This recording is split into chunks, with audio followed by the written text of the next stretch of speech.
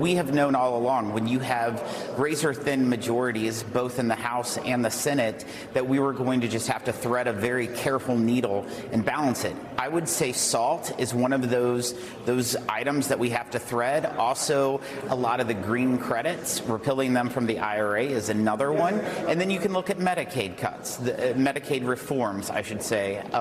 These are all things that we're right in the middle.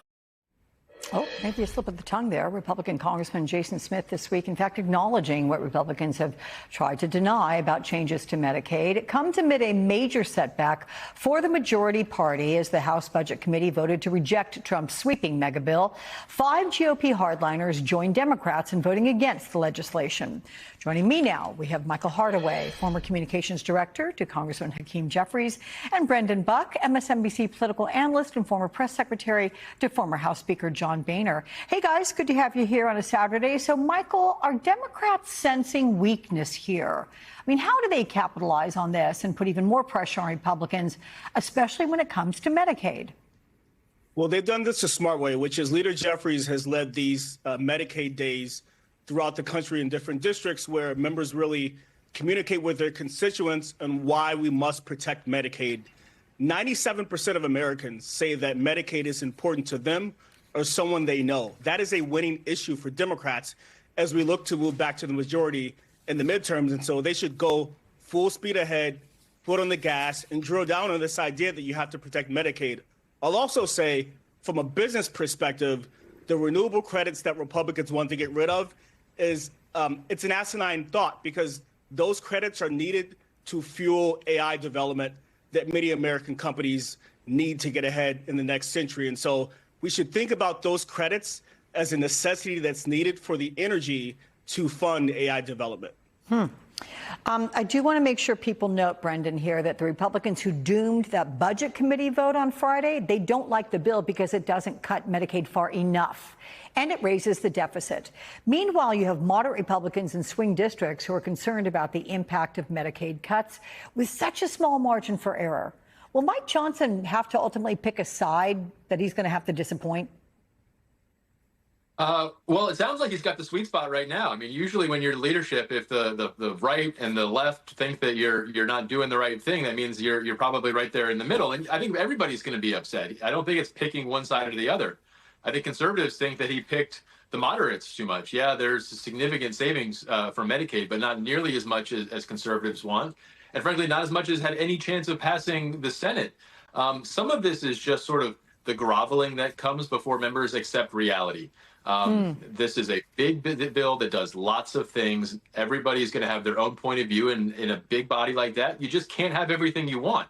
And I think they will have to come to realize that there is no other option other than plowing ahead. I'm sure they'll make some tweaks to make people feel better, but the alternative is just, one, destroying the president's entire legislative agenda, which I don't think any of them want to have around their neck, and two, allowing all of these tax cuts to expire, which means taxes going up on everyone, and that's just simply not acceptable to them either. So they'll get there eventually. It's just going to take a lot of groveling. It's going to take a lot of hurt feelings, and I'm sure Mike Johnson's going to catch a lot of grief from members, but that's just the nature of being a speaker in a Republican House.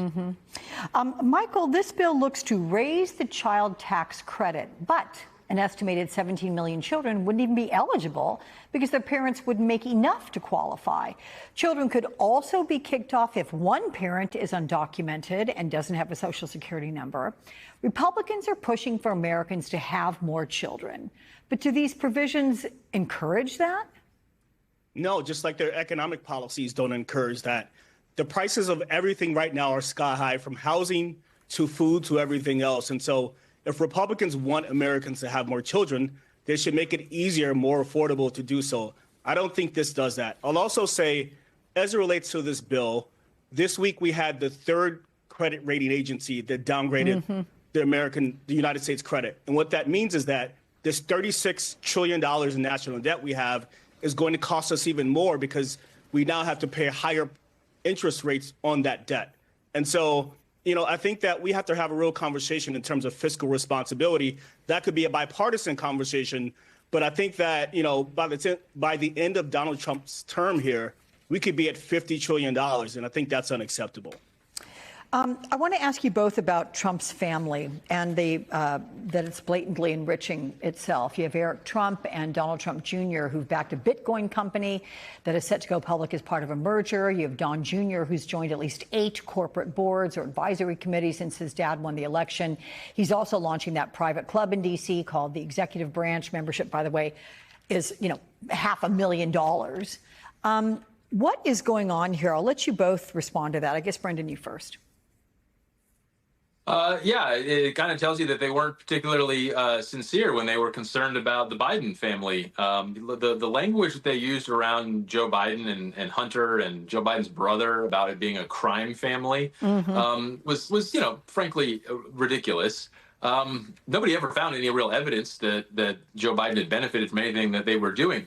Here's an obvious case where the Trump family is doing very well off of the president's, not only his place in office, but policy on crypto in particular. And you don't hear a word about it. It's kind of makes clear there's a lot of politics going on here, which may not be surprising, but just kind of shows you like you can't really take these people seriously anymore, or never could, I guess.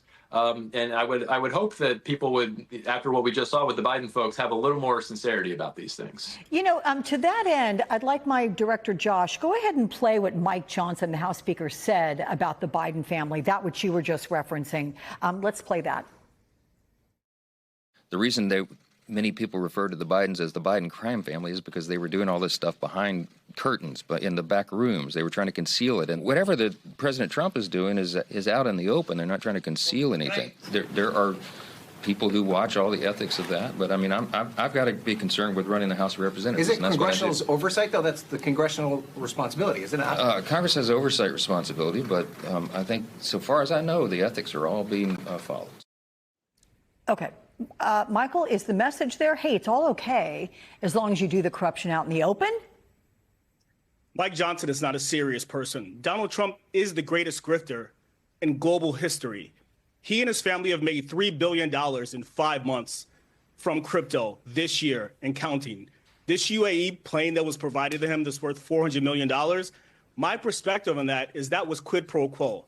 In exchange, the UAE got a handful of NVIDIA's best chips that should be going to American companies. They're going to the UAE.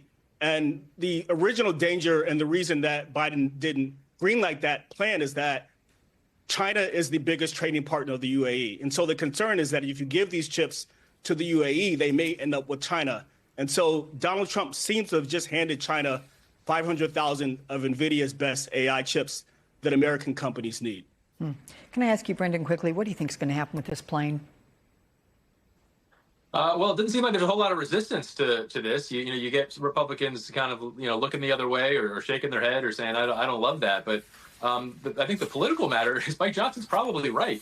Donald Trump just kind of does this all out in the open. Doesn't have any shame about it, and they don't even pretend like there's anything wrong. And they get away with it. I imagine he probably will get away with it. It'll cost a lot of money and probably not very safe, but nobody seems in a position to stop him. To which I say, yikes, as I offer my thanks to both of you for joining me. Thank you so much.